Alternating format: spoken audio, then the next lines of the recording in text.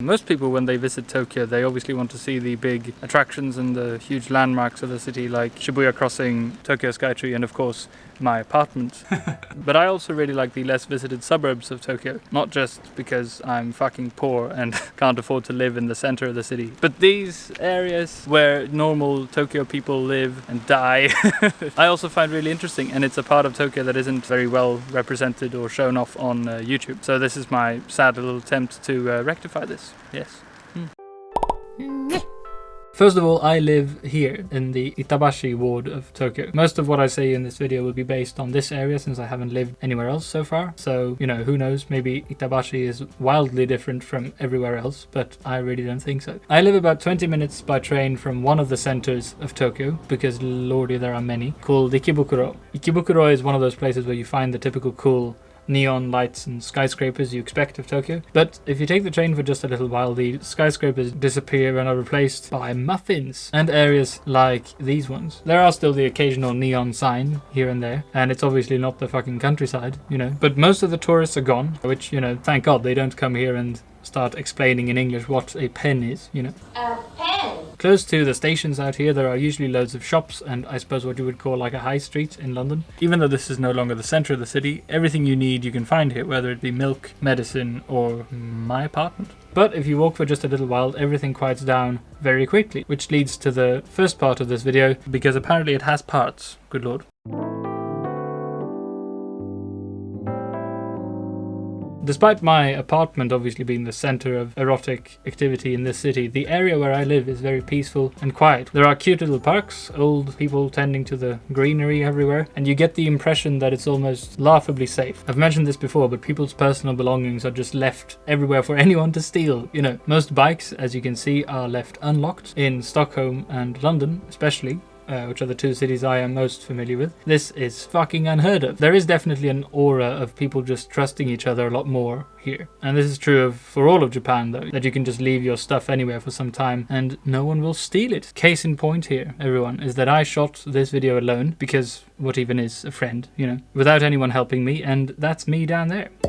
There's also lots of cute little local shops and food places, the kind where everyone knows the owner, it feels like. And whenever there is a holiday, it's very common for loads of people to have the same type of decorations out, depending on the occasion, you know. And speaking of houses, yes.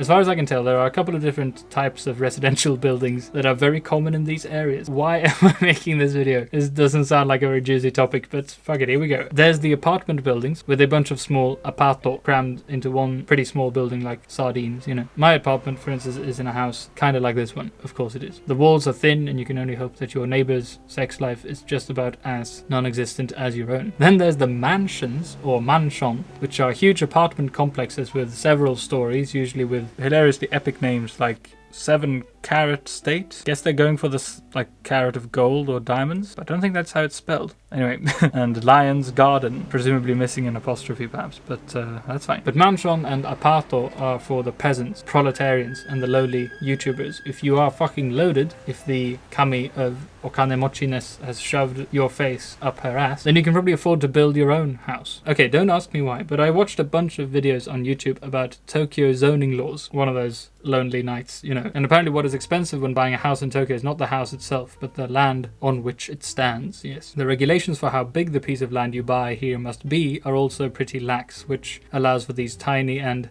interestingly shaped houses. And because the land is the expensive part, house owners also usually choose to build right up to the edge of their lot, creating these very narrow spaces between buildings. And I absolutely adore these tight spaces between buildings. I squeeze myself into them as soon as I see one, you know. Now I could have used verbs like penetrate or thrust myself here, but as you all know, ladies and gentlemen, dear viewer, I am way above that kind of cheap puns. I also really like, when I go on walks in these neighborhoods, seeing people's laundry. Now this is not even a joke. I get very sort of warm and fuzzy feeling inside whenever I see this. It's kind of a sort of a slice of life thing, I guess. It means that normal people just live here. Or it just means that I'm a very particular type of pervert. I don't know. I don't steal laundry. Let me just point that out. I just film it for YouTube. And speaking of perverts,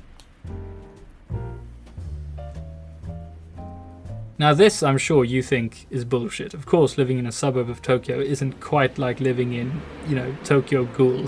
But living here, it is very obvious where lots of slice of life and romance manga and anime get their style.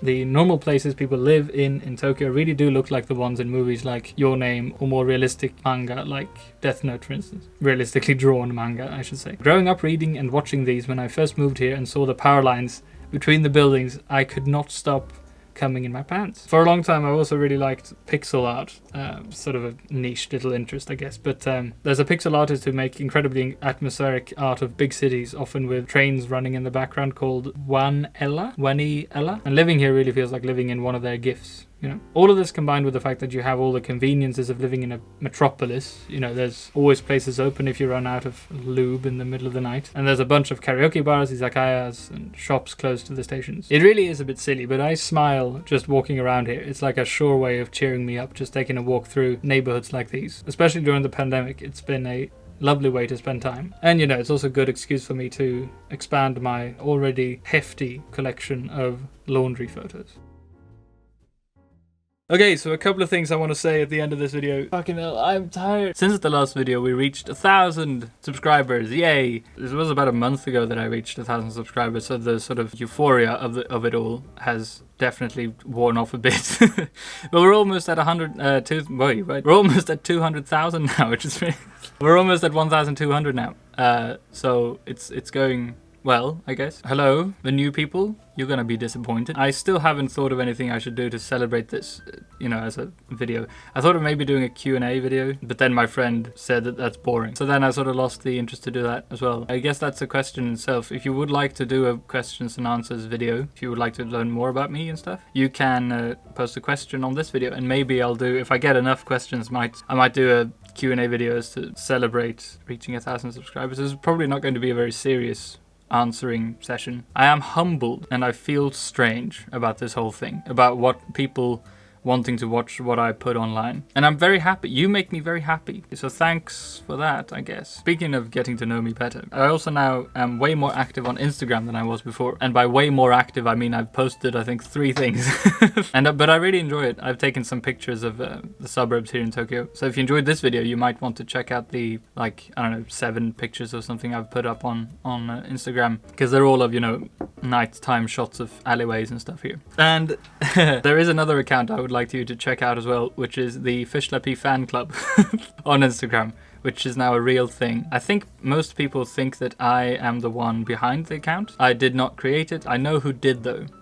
That person is hilarious. So you should really follow that account, not because you might be a fan of the Slappee, just because it's a very funny account, I think. It's a joke account. I don't deserve a fan account, but it's really fun, so you should go check that out. Other than that, I am still studying a lot. I'm at my 4th term here now, so I should technically be out of the beginner level of Japanese. I really don't feel like it, but I should be. I still have an absolutely wonderful time, and I don't want to leave this place. But yeah, I'm healthy, genki, perky, you know. And I really hope you are as well. So once again, thank you very much for all the encouragement and stuff, and I'll see you in the next one.